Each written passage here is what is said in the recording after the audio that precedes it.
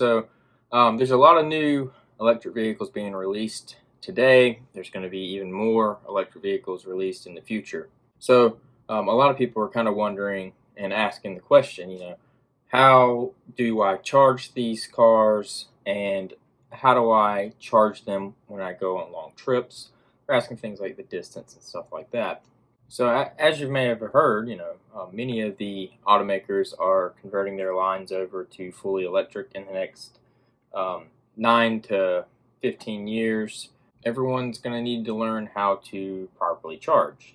That being said, today is a lot different than what it will be in 9 and 10 years as far as the charging infrastructure, because it's rapidly growing. So until now, EVs have been mostly what they call compliance cars, where basically the automotive manufacturers make them in order to lower their average emissions so they don't have to pay as many credits for basically the EPA trying to bring down the emission levels for our country. With that, there's never been really any good options for fully electric cars. They also get a bad stigma that they don't, that they're slow and that they don't perform well, that the batteries don't go very far, and it's just really misunderstood.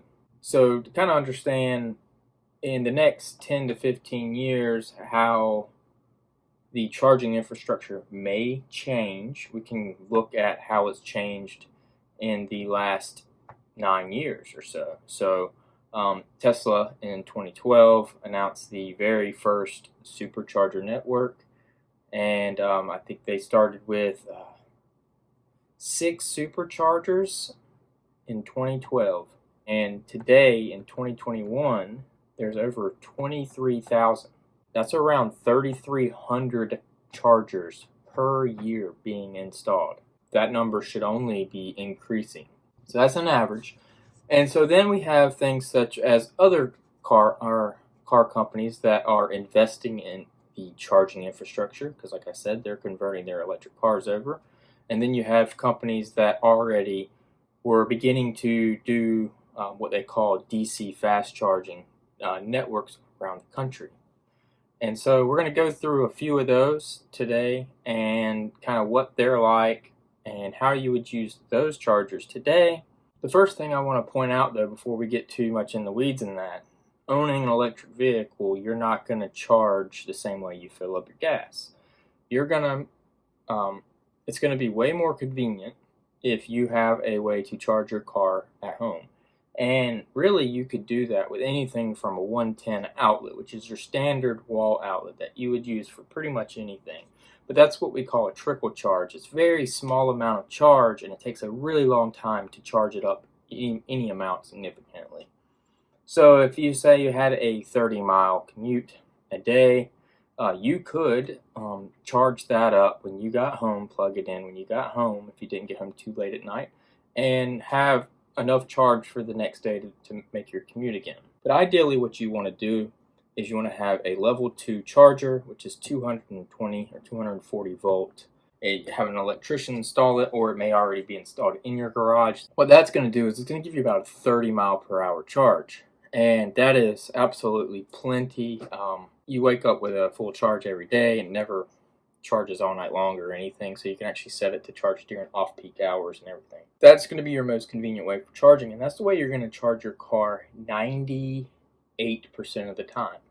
And then you're going to take trips 2% of the time of the year. So we're going to go through some of the companies that have DC fast charging. As everyone knows, there's Tesla, and they're kind of the cream of the crop, I would say.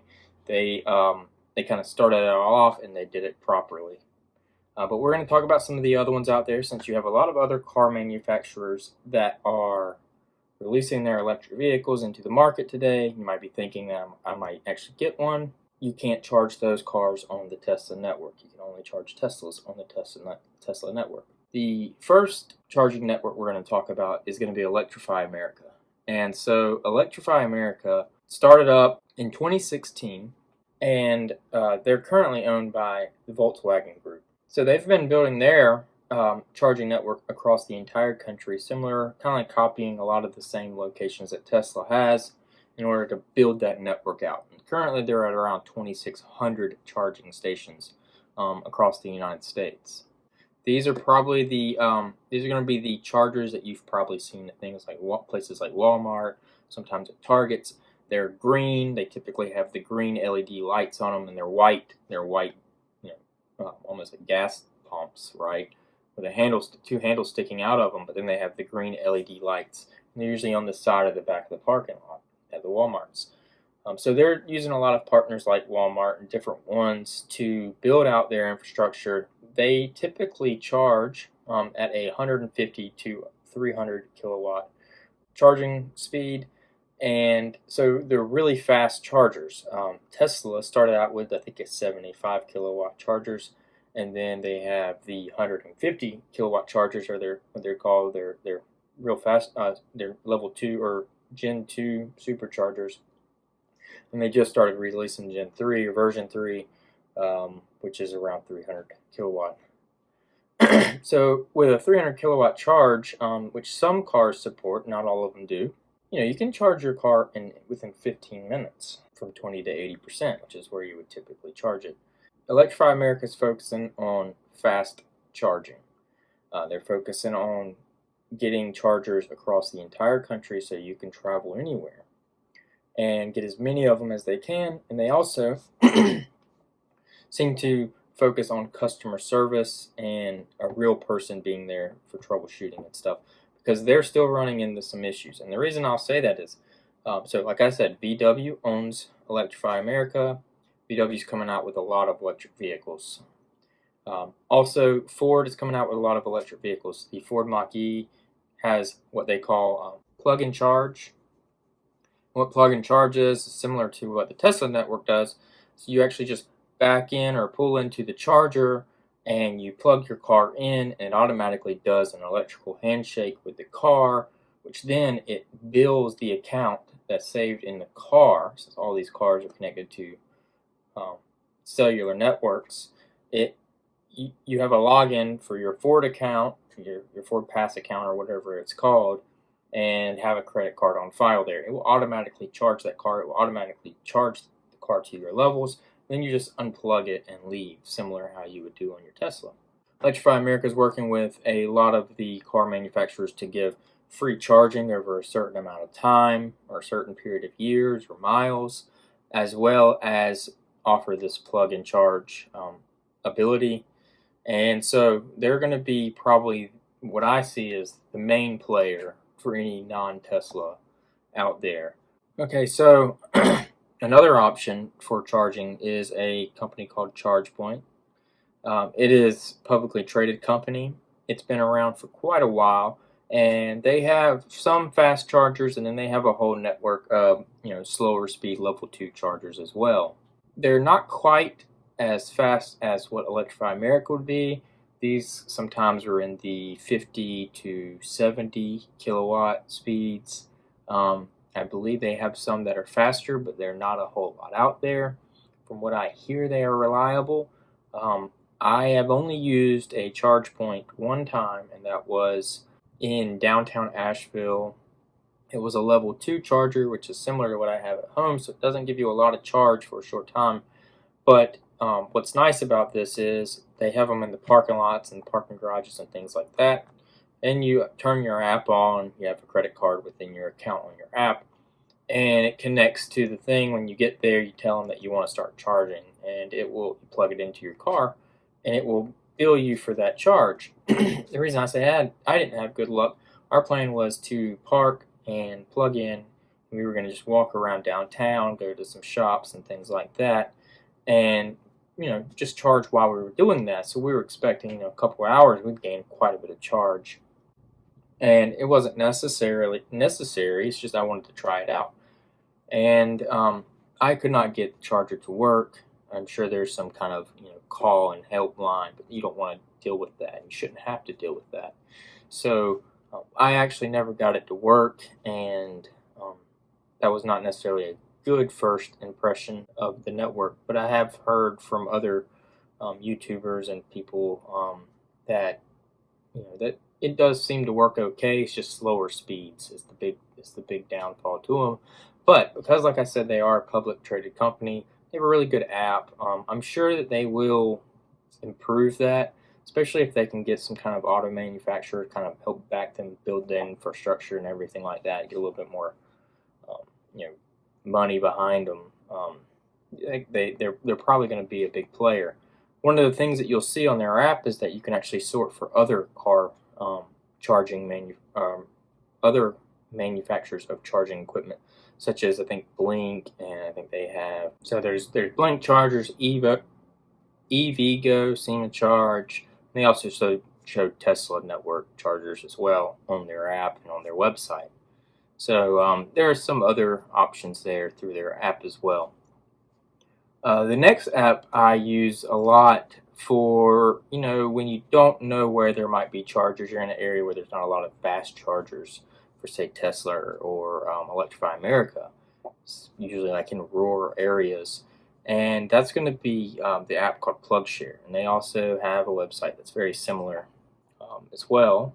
So the first thing you'll notice when you open up the app for PlugShare is that there is a lot of chargers on the screen.